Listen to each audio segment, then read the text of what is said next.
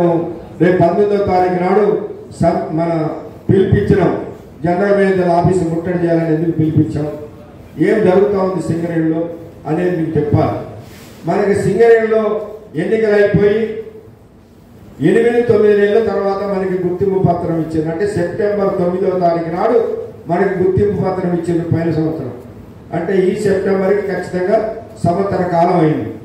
ఈ సంవత్సర కాలంలో 3 స్ట్రక్చర్ మీటింగ్లు జరిగినాయి. ఒకటి సిఎంఎం లెవెల్లో జరిగింది, 2 డైరెక్టర్ పాల్ లెవెల్లో జరిగింది. ఈ స్ట్రక్చర్ సమావేశాలు మేము పోయినసారి ఎన్నికలప్పుడు కూడా మేము చెప్పినాం, సింగరేణిలో స్ట్రక్చర్ సమావేశాలు పెట్టాలి. స్ట్రక్చర్ సమావేశం జరిగితేనే మనం ఒక 5, 6, 8 డిమాండ్ పెడితే 2, 3, 4 వాళ్ళు ఇస్తారు.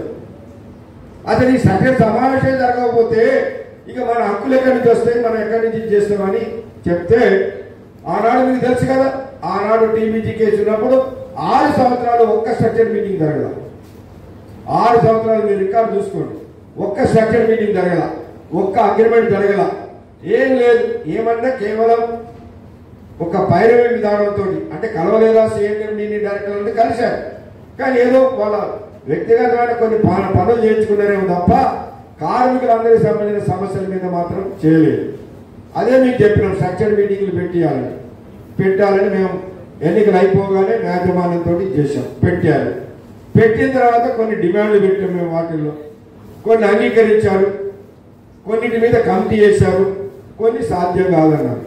అది ఎప్పటికప్పుడు మీకు స్ట్రక్చర్ మీటింగ్లో రాగానే మీకు తెలియపరుస్తూనే ఉన్నాం. వాట్సాప్లో కావచ్చు, రకరకాలుగా మేము మీటింగుల్లో కానీ చెప్తూనే ఉన్నాం. ముఖ్యంగా మనం అడిగినటువంటి విషయాలు ఏంటంటే, మీకు తెలుసు మన మైనింగ్ స్టాఫ్ సోదరులు ఉన్నారు, లేదా ట్రేడ్స్మెన్ సోదరులు ఉన్నారు. వీళ్ళకి మనం 2009లో ఒక ఒప్పందం చేసినాం. వాళ్ళు ఏదైనా కారణం వల్ల మెడికల్ అన్ఫిట్ అయితే వాళ్ళకి సర్ఫేస్లో అదే పని ఇవ్వాలని చేసినాం. ఆ తర్వాత టీబీజీకి వచ్చిన తర్వాత మేనేజ్మెంట్ అది తీసేసింది. ఎడోర్మెన్ అన్ఫిట్ అయినా జనరల్ మంత్రినే పంపించింది. మీరు చూస్తూనే ఉన్నారు. ఇవాళ ఒక డిప్లొమా చదువుకొని లేదా ఒక ఐటీఐ చేసి ఏదైనా ఒక క్వాలిఫికేషన్ తోటి సింగరేణిలో ఉద్యోగంలోకి, సూపర్వైజర్ ఉద్యోగంలోకి వచ్చిన తర్వాత అన్ఫిట్ అయితే పోయి ఆయన చేయాలా? ఇవాళ అండర్ మేనేజర్లు కావచ్చు, ఇంకొక ఇంజనీర్లు కావచ్చు, ఎవరైనా కావచ్చు, వాళ్ళకు కూడా ఆరోగ్యం బాగాలేకపోతే వాళ్ళ గుండె జబ్బులు అదో ఇది వస్తే వాళ్ళు కూడా అన్ఫిట్ అవుతారు. అన్ఫిట్ అయిన తర్వాత మరి వాళ్ళు కూడా ఇట్లా పోతారా? మరి వీళ్ళెందుకు పోవాలి అని ఆనాడు అడిగితే ఒప్పుకున్నాడు, చేసింది. మరి ఇవాళ ఎందుకు దాన్ని తీసేసింది? మరి 9-10 సంవత్సరాలు దాని మీద అడిగినాం. ప్రతిసారి వీళ్ళు గుర్తింపు సంఘం లీడర్లతో మనం చెప్పినాం, అయ్యా ఇట్లా జరుగుతుందని, కానీ చేయలేదు. మనం గెలిచిన తర్వాత మాట్లాడితే ఒప్పుకున్నారు. మరి ఒప్పుకొని సర్క్యులర్ ఏది? మీరు ఒప్పుకున్నారు కదా, ఒప్పుకునే దానికి సర్క్యులర్ ఇవ్వాలి కదా. మరి ఒప్పుకునే దానికి సర్క్యులర్ ఇవ్వకపోతే కదా స్ట్రక్చర్ మీటింగ్ విలువే ఉన్నది. దాని మీద ఇది చేయలేదు. అట్లనే మనం ఇవాళ సొంత ఇంటి పథకం గురించి అడిగినాం. సొంత ఇల్లు పథకం అమలు చేయండి సింగరేణిలో కార్మికులకి. దిగిపోయిన తర్వాత దాని డబ్బులు పట్టుకొని పోయి ఇల్లు కొనుక్కుందామన్నా, ఇల్లు కట్టుకుందామన్నా, ఆ దిగిపోయిన తర్వాత వచ్చిన పైసలు సరిపోవు, ఆయన అప్పుల పాలవుతాడు, పైసలు ఉండవు. అదే సర్వీసులో ఉన్నప్పుడు ఒక సొంత ఇల్లు కట్టుకుంటే ఆయన దిగిపోయినాడు శుభ్రంగా పోయి ఆ ఇంట్లో ఉండొచ్చు, ఆ వచ్చిన డబ్బులు బ్యాంకులో వేసుకోవచ్చు అని చెప్తే మంచిది ఏర్పాటు చేస్తారన్నారు. కమిటీ చేశారు. మీరు ఒప్పుకున్నారు కదా, కమిటీ వేసారు కదా. మరి వేసిన దాన్ని ఇంతవరకు ఎందుకు ఫైనల్ చేస్తలేరు? మొన్న మీకు అప్పుడు 2009లోనే, ఇలా కొత్త కాదు ఇది, 2009లో గుర్తింపు సంఘంగా ఏఐటీసీ ఉన్నప్పుడు ఆనాడు ఉన్నటువంటి సిఎన్ఎండి నరసింహరావు గారితో మాట్లాడి సొంత ఇంటి పథకాన్ని సింగరేణిలో అమలు చేయాలని అడిగితే, ఆనాడు ఎంతమంది ఉన్నారు సింగరేణిలో? 70,000 మంది పైన ఉన్నారు. ఈ 70,000 మందికి నేను ఒక్కసారి చేయగలుగుతున్నా, ఈ సింగరేణిలో నేను ఫేస్డ్ మేనర్లో చేస్తా అన్నాడు. మంచిది, అదైనా చేయండి అంటే ఫస్ట్ భూపాలపల్లి, సత్తుపల్లి, శ్రీరామపురం, తర్వాత గోదావరికి అని ఇట్లా ఎక్కడైతే క్వార్టర్లు తక్కువ ఉన్నాయో అక్కడ నేను ప్రారంభిస్తా అన్నాడు. మంచిదన్నాం. భూపాలపల్లిలో 120 ఎకరాలు కొన్నారు. ఎక్కడ? ఇప్పుడు మెడికల్ కాలేజీ వచ్చింది కదా, మీరు చూసింటారు భూపాలపల్లి ఎవరండి, దానికి దగ్గరలోని పక్కనే కొన్నారు. కొని దాన్ని ప్లాటింగ్ చేసి నోటీస్ బోర్డు వేసారు. ఇక మన కార్మికులు ఏమన్నారు, వీళ్ళు జంగల్లో పోయి ఇల్లు కట్టుకోమన్నారు, ఈ భూపాలపల్లికి 7-8 కిలోమీటర్ల దూరం ఉంటుందని ఆడేవాడు ఇల్లు కడతానని ఎవరు అప్లికేషన్ కూడా పెట్టలేదు.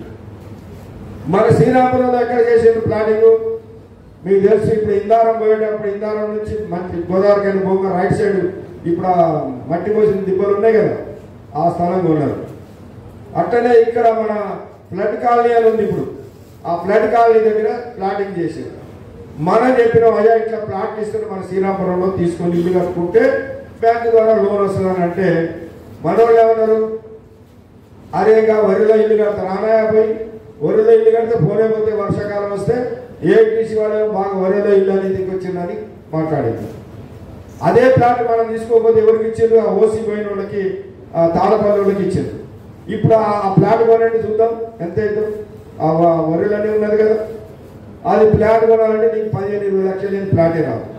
ఇవాళ భూపాలపల్లిలో కూడా వాళ్ళు చూపించిన స్థలం ఇవాళ 10-15 లక్షలు లేని రానే రాదు. అంటే భూమి ఆనాడు వాస్తవమే మంచిర్యాల జిల్లా కేంద్రం కాలేదు, పెద్దగా దానికి విలువ లేదు. భూపాలపల్లి జిల్లా కేంద్రం కాలేదు, దానికి విలువ లేదు. కాబట్టి కార్మికులు ఎవరు ముందుకు రాలి. ఇవాళ జిల్లా కేంద్రాలు అయిన తర్వాత నువ్వు కొనాలంటే స్థలమే 20 లక్షలు లేని రావట్లేదు. కాబట్టి స్థలం కావాలి కదా, దాని మీద స్థలం కొని దాని కొరకు ఏర్పాటు చేయాలని చెప్పేసి అడుగుతా ఉన్నాం. సరే మా మిత్రులు కొంతమంది మనం చెప్తున్నారు, మేము సొంత ఇల్లు పథకం కావాలని అడిగినాం, ఏఐటీసీ వాళ్ళు మా కాపీ కొట్టిండ్రు అంటున్నారు. అసలు ఆయన 2009లో ఆయన ఏ సంఘంలో ఉండో నాకు తెలియదు. ఆయన మరి ఆనాడు ఆయన సంఘ నాయకుడో కాదో కూడా తెలియదు. 2009లోనే ఒప్పందం చేసిన ఆయన తెలియకపోతే చూసుకోవాలి. Own your own house scheme అని 2009 స్ట్రక్చర్ మీటింగ్ లో మేనేజ్మెంట్ తో ఒప్పించి సర్కార్ ఇప్పించిన వాళ్ళే చూడమని. సరే ఏదేమైనా ఇవాళ ఈ సొంత ఇంటి పథకం అమలు చేయడానికి మీరు కమిటీ చేశారు, దానికి రిపోర్ట్ ఇంతవరకు ఇవ్వలేదు, దాని మీద ఇచ్చేయాలని చెప్పేసి అడుగుతా ఉన్నాం. దాంతోపాటు మీకు తెలుసు మీరు ఒప్పుకునేవి కూడా చేస్తలేరు కాబట్టి మేము దీన్ని బాయ్కాట్ చేస్తామని అంటే ఆయన అంటాడు, యాజమాన్యం సిఎండి గారు అంటాడు, మీరు వచ్చిన తర్వాత నేను ₹1 కోటి మీ కార్మికుడు ఎవరైనా యాక్సిడెంట్ చనిపోతే ₹1 కోటి ఇవ్వడానికి నేను బ్యాంక్స్తో ఒప్పించి అంతా చేసినట్టే.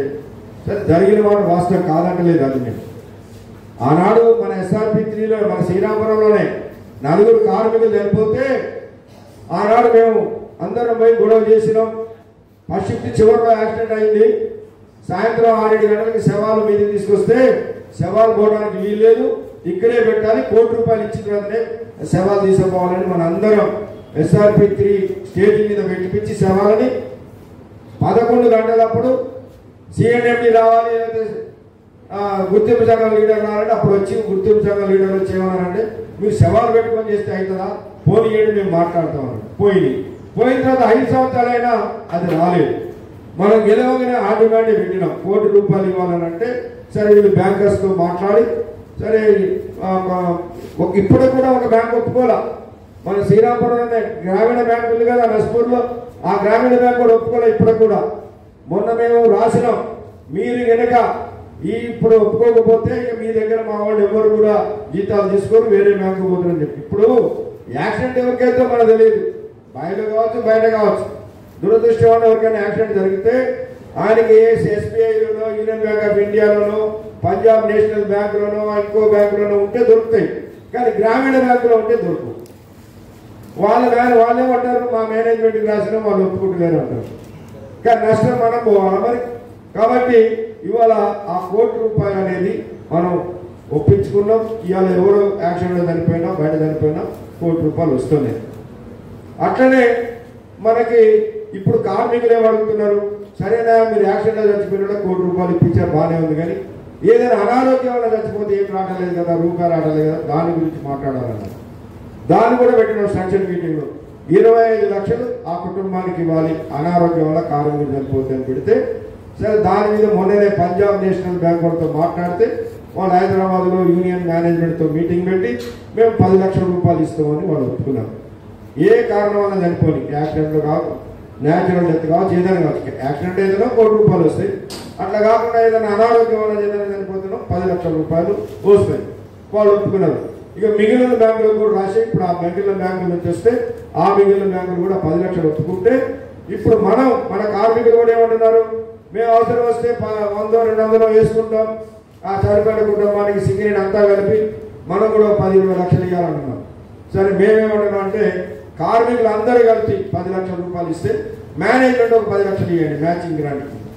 ఈ ఒక 20 లక్షలు అయితే అదొక బ్యాంక్ నుంచి వచ్చేది ఒక 10 లక్షలు అయితే ఒక 25-30 లక్షల కుటుంబానికి వస్తుంది కదా, ఎట్లా చచ్చిపోయినా దాని మీద ఇచ్చేయాలని అడుగుతున్నాం. కాబట్టి ఆ యొక్క ఈ స్కీమ్ని కూడా మనం అమలు చేయించుకోవాల్సిన అవసరం ఉంది. దాంతోపాటు ఇంకా కొన్ని ఒప్పుకున్నారు. ఏది ఈపీ ఆపరేటర్ D2C C2B కావచ్చు, లేదా మనకి సింగరేణిలో స్కూల్స్ పెడతామన్నారు. ఏది CBSE సిలబస్తో స్కూల్స్ పెట్టాలంటే ముందు గోదావరి కానీ పెడతాం, తర్వాత శ్రీరాంపురం అన్నారు. ఆ శ్రీరాంపురం స్కూలు అలా CBSE సంబంధించిన సెంట్రల్ గవర్నమెంట్ వాళ్ళు వచ్చి చూసి ఇది పనికిరాదు, ఈ స్కూల్ మీరు కొత్తది కట్టాలి బిల్డింగ్ అని అంటే ఇప్పుడు STPPలో పెడుతున్నారు. ఆ STPPలో మంచి స్కూల్ ఒకటి అవుతుంది CBSE సిలబస్ తోటి. సరే ఇప్పుడు గోదావరి కన్నా అయితే ఈ సంవత్సరం స్టార్ట్ అయింది. ఇట్లా స్కూల్స్ ఏర్పాటు చేసుకోవాలి, దాని మీద మాట్లాడుతున్నాం. వాటితో పాటు మనం మొన్న అలవెన్సులు పెంచుకున్నాం. ఏదైతే కోల్ ఇండియాలో లేని సింగరేణిలో ఉన్నాయో 14 రకాల అలవెన్సులు, ఆ అలవెన్సులు కూడా పెంచుకున్నాం. ఈ పోయిన నెల నుంచి అమల్లోకి వచ్చింది. కొన్ని వచ్చినాయి, కానీ కొన్ని ఏదైతే ఒప్పుకున్నారో వాటిని ఇంకా సర్కారు ఇస్తలేదు. దాన్ని మేము అడిగింది మొన్న 12వ తారీఖు నాడు మేము అడిగింది 2 నాడు. ఒకటి గత సచివ సమావేశంలో అంగీకరించారో దాన్ని కార్మికులకు అమలు చేయాలి.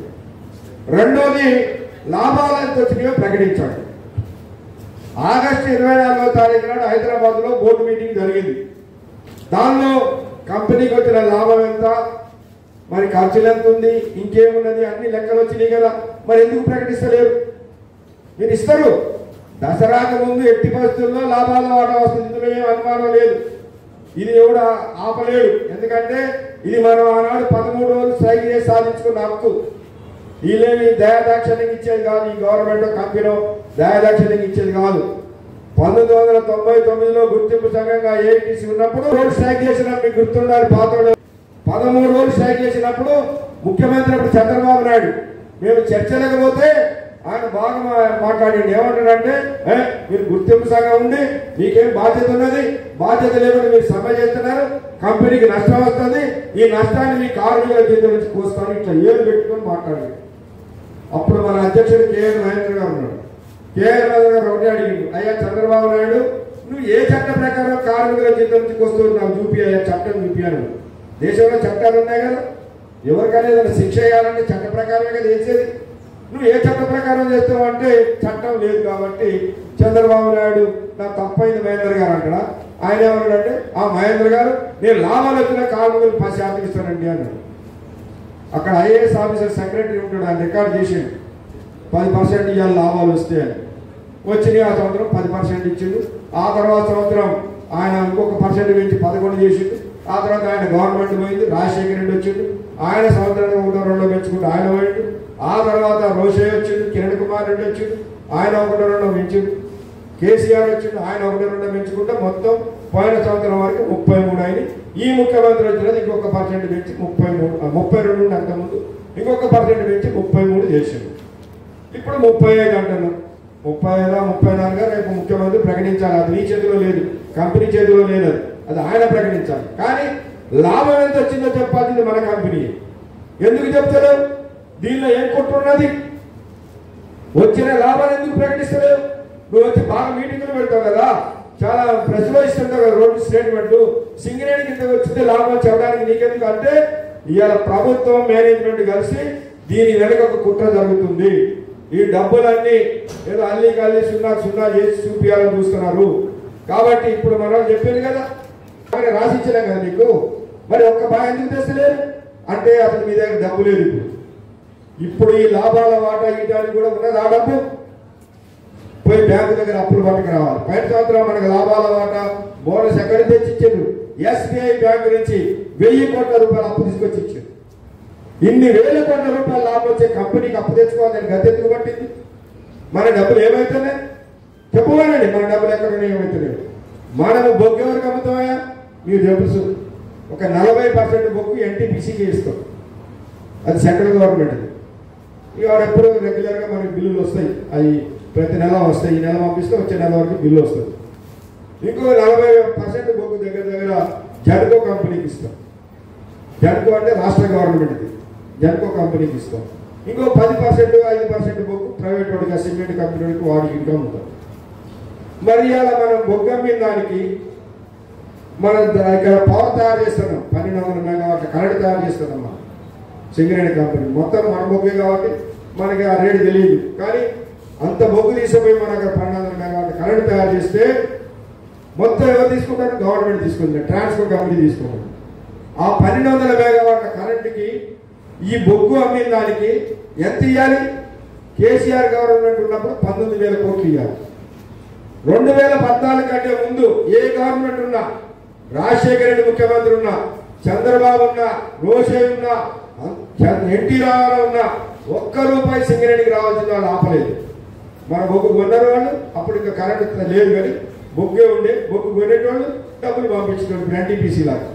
ఈయన 2014 నుంచి ఈయన మన కేసీఆర్ వచ్చిన తర్వాత మెల్లమెల్లగా మన అప్పులు చిన్న చిన్నగా తీర్చకుండా అట్లా పెట్టుకుండా పోతే ఆయన దిగిపోయినాడు 19,000 కోట్లు అయింది. మన ఎలక్షన్స్ ఇంకొక అప్పుడు ఏది రాష్ట్ర ప్రభుత్వం ఎలక్షన్స్ ఇంకో 4-5 నెలలు ఉన్నప్పుడు భట్టి గారు ఈ ప్రాంతంలో పాదయాత్ర చేశాడు. మన కాంగ్రెస్ మిత్రులకు కూడా తెలిసి ఉండాలి. పాదయాత్ర చేసింది కదా. అప్పుడు ఇక్కడ పాదయాత్ర చేసినప్పుడు ఇందారం దగ్గర మేము కలిసినాం ఆయన్ని, భట్టి గారిని కలిసి ఒక మెమోరం ఇచ్చినాం. సార్, గవర్నమెంట్ ఇది కేసీఆర్ గవర్నమెంట్ 19,000 కోట్లు ఇవ్వాలి, మా సింగరేణికి ఇస్తలేదు, మా సింగరేణి మునిగిపోయే పరిస్థితి వస్తుందని అంటే ఆయన ఎమ్మటే మంచిర్యాల వచ్చి ప్రెస్ మీట్ పెట్టింది అదే రోజున. ఈ గవర్నమెంట్ అన్యాయం చేస్తుంది, టీఆర్ఎస్ గవర్నమెంట్ సింగరేణి డబ్బంతా వాడుకుంటుంది, అది వాళ్ళకి ఇవ్వాల్సిందే అని చెప్పేసి ఆయన స్టేట్మెంట్ ఇచ్చిపోయాడు. సరే, ఆ తర్వాత ఎలక్షన్ జరిగినాయి, ఆ గవర్నమెంట్ పోయింది, ఈ గవర్నమెంట్ వచ్చింది. ఈ గవర్నమెంట్ వచ్చిన తర్వాత మేము పోయి మళ్ళీ అదే భట్టి గారిని కలిసినాం. ఆయన ఇప్పుడు అదే ఆర్థిక శాఖ మంత్రిగా ఉన్నాడు. ఆయన దగ్గర మొత్తం పైసలు లెక్కలు చూసి ఆర్థిక శాఖ మంత్రి ఉంటే ఆయన దగ్గరికి పోయి మేము మెమోరాండం ఇచ్చినాం. సార్, 19,000 కోట్లు ఇవ్వాలి గవర్నమెంట్, కేసీఆర్ గవర్నమెంట్, మరి మీరన్నా దాన్ని ఇప్పియండి సార్ అన్నారు. ఆయన కోపం వచ్చింది. కేసీఆర్ 6 లక్షల కోట్లు అప్పు చేసిపోయాడు, అసలు ఈ గవర్నమెంట్ ఎక్కడ నడపాలని నాకే అర్థం కావట్లేదు, మరి మీరు వచ్చాము సింగరేణి 19,000 కోట్లు అని మీరు వచ్చింది అంటాడు. నేనన్నా, సార్ 6 లక్షల కోట్ల 7 లక్షల కోట్ల అప్పు చేసిన మాట వాస్తవం మేము కాదన్నాం. మీరైతే గవర్నమెంట్ నడపాలి కదా, అట్లనే మేము సింగరేణి నడుపుకోవాలి కదా, నడుపుకోవాలంటే మాకు డబ్బులు రావాలి కదా. 19,000 కోట్లు ఒకసారి ఇవ్వకపోయినా క్యాబ్లకు 3-4 కోట్లు ఇవ్వండి మా ఇదైతే అన్నాడు. మంచి నేను క్యాబినెట్లో మాట్లాడతా అన్నాడు. మరి ఆయన ఏం మాట్లాడిందో తెలియదు కానీ ఆ 19,000 కోట్ల రూపాయి ఇవ్వకపోగా ఇప్పుడు మొత్తం ఎంత అయిందంటే 42,000 కోట్లు అయింది. ఆయన 9-10 సంవత్సరాలు పాలన చేసి 19,000 కోట్లు అప్పు పెట్టిపోతే ఈయన 2 సంవత్సరాలకి 42,000 కోట్లు అప్పు పెట్టింది. ఎట్లా నడుతుందా సింగరేణి? ఎందుకు చెప్పరా ఈ అధికారులు? 42,000 కోట్లు గవర్నమెంట్ రావాలి. ఇవాళ స్ట్రక్చర్ మీటింగ్ లో ఏం ఒప్పించినాం?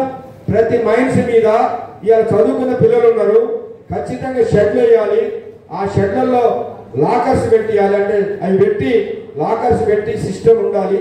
మనం యాత్రలో పోయినప్పుడు చూస్తున్నాం, ఎక్కడికైనా పోతే ఎట్లున్నదా, తిరుపతి పోయేటో మనం తీసుకుపోయి బ్యాగ్ లాకర్లో పెట్టుకొని లాక్ చేసుకొని తాళం చేసి జేబులో వేసుకొని పోతే మనం నువ్వు వచ్చేటట్టు తీసుకోవచ్చు. అట్లనే మనం కూడా చేయొచ్చు కదా. ఈ ఇరిగిపోయిన పెట్టెలు, కురిసే షెడ్లు ఇవి మనకు ఉండేది. ఏమైతుంది మన డబ్బులు? కొన్ని కంపెనీ లాస్లో ఉందంటే మేము అడగాలి. ఇన్ని వేల కోట్ల రూపాయల లాభం వచ్చే కంపెనీలో కనీసం కార్మికులకి అవి కూడా లాకర్స్ కూడా చేయలేరా అంటే ఒప్పుకున్నారు. మరి ఒప్పుకొని ఎన్ని నెలలు అవుతుంది? మీరు 7 నెలలు అయింది. ఇప్పుడు ఎందుకు రావట్లేదు? మరి రాసినాం అంటాడు ఈ జిఎంలు. మేము అందరం ముందేమో మేము జిఎంలకు రాస్తాం, మాకు రావాలి రిపోర్ట్ అన్నారు. ఇచ్చారు మేనేజర్లు, జిఎంలు రిపోర్ట్ ఇచ్చారు, మాకు ఇంత షెడ్లు కావాలి, మాకు ఇంత కావాలని రాసేది. ఏదో 1-2 బాగా కొన్ని చేసింది. ఇప్పుడు ఏఎల్పీలో చేసింది, జీడీకి 11Aలో చేస్తున్నారు, మన ఇందారం బాగా కొద్దిగా షెడ్లు చేస్తున్నారు. 1-2 జరుగుతున్నాయి కానీ మరి మిగిలిన చోట్ల ఎందుకు చేయరు మీరు? మరి మా డబ్బులు తీసుకుపోయి వాడికి పెడతావు కానీ మా ఎందుకు చేయరు అంటే కోపం వాడు. కాబట్టి ఇవాళ మా మిత్రులు కూడా చెప్తారు, మా ఏఎంటీసీ మిత్రులు వస్తారు, స్టేజ్ చెప్తారు, ఏం చెప్తారు? ఏఎంటీసీ వాళ్ళది ఏమన్నదా? ఇలా గవర్నమెంట్ ఉన్నదా? వీళ్ళతో ఏం పని అవుతుందా? మా గవర్నమెంట్ ఉన్నది, ముఖ్యమంత్రి ఉన్నాడు, మంత్రులు ఉన్నారు, ఎమ్మెల్యేలు ఉన్నారు అని చెప్తారు. మంచిదే, అందరు ఉన్నారు, మేము కాదన్నా. మాకు 80 సంవత్సరాల నుంచి మా యూనియన్ నడుపుతున్నాం. ఏనాడు మాకు మంత్రులు లేరు, ముఖ్యమంత్రులు లేరు. మా కార్మికులే మాకు బలం. మా కార్మికుల బలంతో మేము హక్కులు సాధించినాం. మరి మా కార్మికుల నమ్మకంతో మేము పని చేస్తున్నాం. మా కార్మికులకే చెప్పుకుంటాం ఏదైనా వస్తే నీలాగా మంత్రి దగ్గరకో మరి పోనీ నీ ముఖ్యమంత్రులు మంత్రులు రోజు పోయి దండెత్తివి, రోజు ఒకటి ఇత్తివి, రోజు ఫోటో దిగితివి, చేతివి, ఏమో తినే చెప్పన్నా. మరి నువ్వేం తెచ్చినావో చెప్పు. మరి నేను ఒకటే అడుగుతా నా సోదరుని, నువ్వేం చేయొద్దు. నువ్వు అన్ని ఇప్పుడు స్ట్రక్చర్ మీటింగ్లో చేయాల్సిన బాధ్యత మాదే. చేయకపోతే మమ్మల్ని అడుగు, మేము కాదను. కానీ నీ బాధ్యత ఏంది? నీ గవర్నమెంట్ ఉన్నది కదా. మాకు రావాల్సిన 42,000 కోట్లలో సగం 21,000 కోట్లు నువ్వు ఇప్పించు. నిన్ను అన్ని బాగా మీద సన్మానం చేయకపోతాడు. నిన్ను అన్ని బాగా మీద సన్మానం చేస్తలేదు. వేరే యూనియన్ సరే గద్దెయ్యు ఆడికి వచ్చే వారికి మాత్రం మాట్లాడు. ఇది మాత్రం మేము స్ట్రక్చర్ మీటింగ్ లో పెట్టి ఏదైతే మాట్లాడినో తెల్లారి పోయి సీఎంకి ఒకటి ఇచ్చి, లేకపోతే పార్టీ గారికి ఒకటి ఇచ్చి, మేము ఇది మాట్లాడినో అది చెప్తాను, ఇది అవుతుంది అది అవుతుంది అని చెప్తారు. ఇదేనని చెప్పాడు. మీరు కాదు కదా, మేము కదా, మా బాధ్యత కదా. కాకపోతే మమ్మల్ని అడుగుతారు కార్మికులు, ఒప్పుకుంటాం. గెలిచినప్పుడు మేము చేయాల్సిందే, మా బాధ్యత ఉంటుంది. అవసరం వస్తే చేయకపోతే పోరాటం కూడా చేస్తాం. మేమే వెనకము.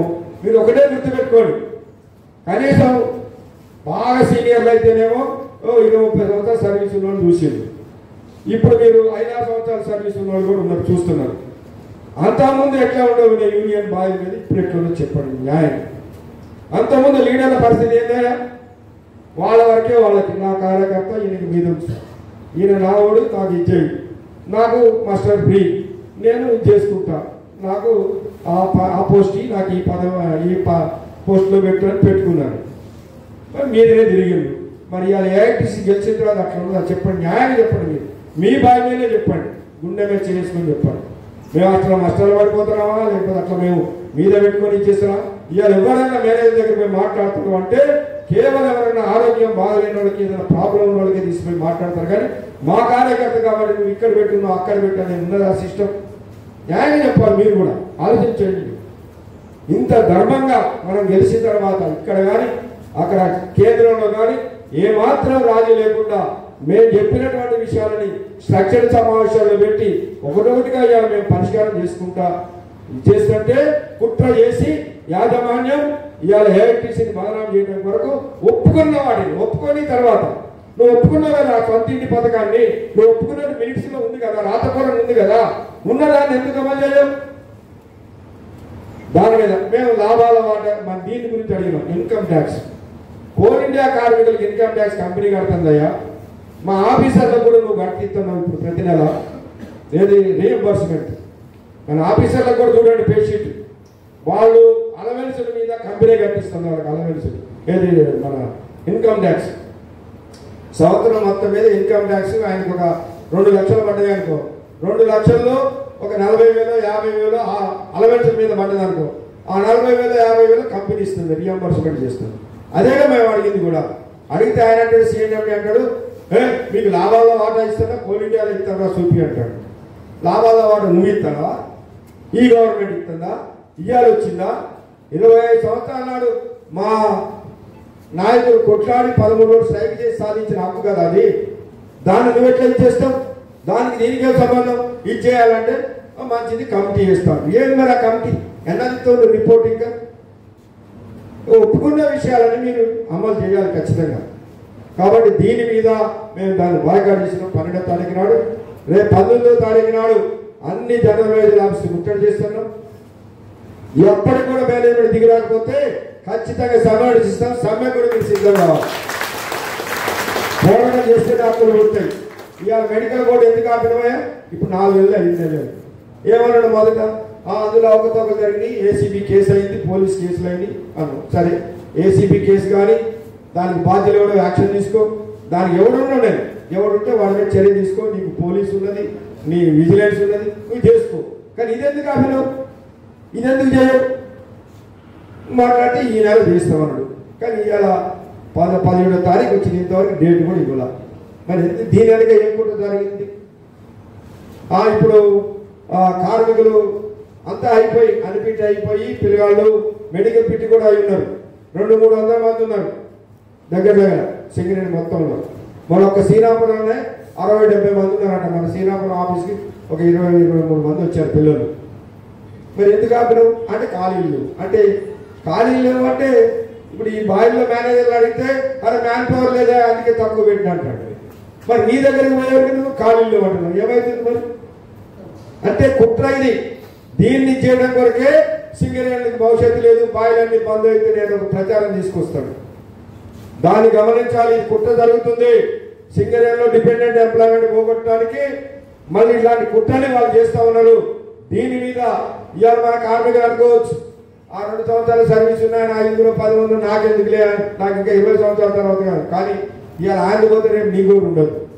మనందరూ కూడా అట్లా వచ్చిన మొన్న డైరెక్టర్ అంటాడు, మా గవర్నమెంట్లో చేతగానుడు అంటే మంచమైంది లేవలేనుడే అన్ఫిట్ అవుతాడు, కానీ మంచిగా ఉండేటోళ్ళు ఏదో చేసుకునేటోళ్ళు అన్ఫిట్ ఎట్లా అవుతున్నాడు. నేనన్నా ఈ అన్ఫిట్ ఎట్లా వచ్చింది అసలు చెప్పండి, దీనికి చరిత్ర ఉన్నది. చెప్పాను, కొత్తగా వచ్చినావు, నువ్వు IAS కావచ్చు, ఇవాళ నువ్వు కొత్తగా వచ్చినావు సింగరేణికి. ఇది ఎట్లా వచ్చిందంటే 1981లో మన కొమరయ్య గారు ఒక ఒప్పందం చేసింది. మా కార్మికులు ఇంకా 2 సంవత్సరాల సర్వీస్ ఉందనగా నాకు ఆరోగ్యం బాగుంటలేదు, నేను చేయలేకపోతున్నా, నా కొడుకుని పెట్టుకోవాలి రాసిస్తే అప్పుడు ఈ బోర్డుకి ఏం లేదు, కొత్తగూడెం బోర్డు లేదు, ఇదే ఏరియా హాస్పిటల్ పంపించినాడు. అదే రోజున కొడుకుని ఫిట్ చేసాడు. తండ్రి కొడుకు ఫిట్ అయిందంటే ఆటోమేటిక్గా తండ్రి అన్ఫిట్ పంపించేసాడు. 96 దాకా 81 నుంచి 1996 దాకా సక్రమంగా నడిచింది ఆ సిస్టమ్. 95-96లో దురదృష్టం మన కంపెనీ BFRకి పోయింది, నష్టాలు వచ్చి. BFR పోతే గవర్నమెంట్ ఏం చేసింది, అప్పుడు ఈ డిపెండెంట్ ఉద్యోగాలు ఇవ్వలేము, 1,15,000 మంది ఉన్నాం కార్మికులు. అప్పుడు ఈ 1,15,000 మంది నుండి సింగరేణి నడవదు, ఇందులో సగం మందిని మేము తగ్గించుకుంటామని చెప్పేసి రిట్రెచ్మెంట్ అంటే ఇది గోల్డెన్ హ్యాండ్ షేక్ అనేది పెట్టి ఇక తగ్గించుకుంటూ వస్తూ ఈ డిపెండెంట్ ఎంప్లాయ్మెంట్ ఆపేసింది. అది పోయింది 90. దాన్ని కేసీఆర్ గారు 2017 ఎలక్షన్లప్పుడు సింగరేణిలో మళ్ళీ మేము కార్మికుల పిల్లలకు ఉద్యోగాలు ఇస్తాం, ఈ వారసత్వ ఉద్యోగాలు ఇస్తామని చెప్పిండు. ఆయన లెటర్ పంపించాడు. దాంతోపాటు అది మెడికల్ బోర్డు అని పెట్టింది. ఎందుకైనా మరి ఆనాడు కొమరయ్య గారు ఉన్నప్పుడు సిస్టమే చేస్తుంటే పోయేటోళ్ళు ఆటోమేటిక్గా పెట్టుకున్న అందరికి వచ్చేది. ఈయన వచ్చిన తర్వాత మెడికల్ బోర్డు అని పెట్టించాడు. పెట్టిస్తే ఆ మెడికల్ బోర్డు దందాలు జరిగినాయి, మీకు అందరికీ తెలుసు. సరే ఏదైనా ఒక 160 మందో 70 మందో 80 మందో అన్ఫిట్ అయ్యారు, పిల్లలకు ఉద్యోగాలు వచ్చాయి. మరి అది ఉంటే కనీసం 60-70 మంది కానీ వస్తుంది కదా, ఒక దొంగ జరుగుతుందని మాకు కూడా తెలుసు. కానీ అది మనం దాని మీద ఇచ్చేస్తే ఆ ఉన్నదే పీకేస్తే గొడవ అవుతుందని మనం దాన్ని అట్లనే కంటిన్యూ చేసుకుంటూ వస్తున్నాం. ఇప్పుడు దానికి 60-70 మంది కూడా మరి ఆశ లేకుండా అసలు బోర్డే పెట్టకుండా దాని అవకతవకలు జరిగి మేము చెప్పినాం, ఇంట్లో ఎలుకలు ఉన్నాయి అనుకున్నావు, ఏం చేస్తావా, ఇంటికి నింపి పెడతావా, మందు పెడతావు ఎలుకలకి. గట్టిన అవకతవకలు జరుగుతుంటే అవకతవకలు చేసేటోడు మేము పట్టుకో, వాడి మీద కేసు పెట్టు. కానీ ఈ బోర్డు ఆపేస్తే ఎట్లా అంటే ఈ నెల పెడతాను, ఇంతవరకు కావాలి. కాబట్టి అంతా మీరు ఆలోచన చేయాలి.